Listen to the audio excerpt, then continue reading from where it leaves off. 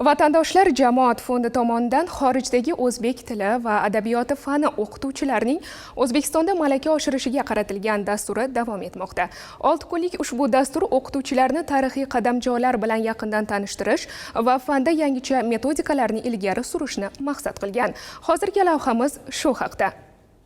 Vatandoshlar jamoat fondi davlatimiz rahbarining tashabbusi asosida 2021-yildan buyon faoliyat yuritmoqda. Faoliyatiga ko'p yil bo'lmagan bo'lsa-da, bir qancha loyihalar asoschisi, xorijdagi o'zbek tili va adabiyoti fanidan dars beradigan yurtdoshlarimizga malaka oshirish kursi ham shulardan biridir. Bu yerda dars o'tuvchi o'qituvchilar o'qitish metodikasi bo'yicha yangi bilimlarni berishyapti. Rejalarimiz juda ham ko'p. Xorijdagi madaniyat markazlari, faollar bilan gaplashganimizda aynan xorijda o'zbek tili fani o'qituvchilari soni ko'p va ularni ham o'qitish masalasini ilgari surishdi. Biz reja qilyapmizki, o'sha xorijdagi o'zbek tili fani o'qituvchilari uchun hududiy malaka oshirish dasturlarini reja qilyapmiz. Mazkur dastur ishtirokchilari 5 bosqichli sinov asosida qabul qilindi. Ariza topshiruvchilar soni 80 ga yaqin, ammo saralanganlar 26 kishini tashkil etadi. Dastur rejasiga ko'ra, o'qituvchilar professorlar hamrohligida yirik adabiyotlar bilan ishlamoqda. Dars o'tish jarayonida yangi metodikalarni amalga tatbiq qilish borasida amaliy tushunchalar olmoqda. Qaysi mamlakatda bo'lmasin,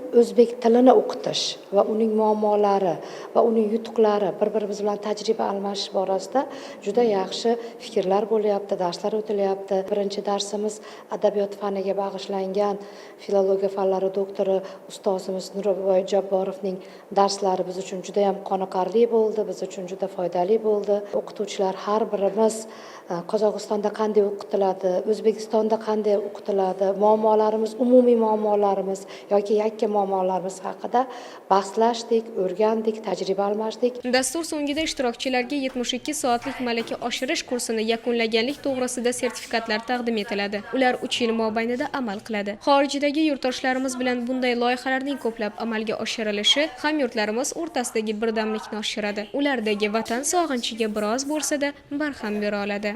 Shoira Tong'otarova, Sirojiddin Husanov, Yoshlar.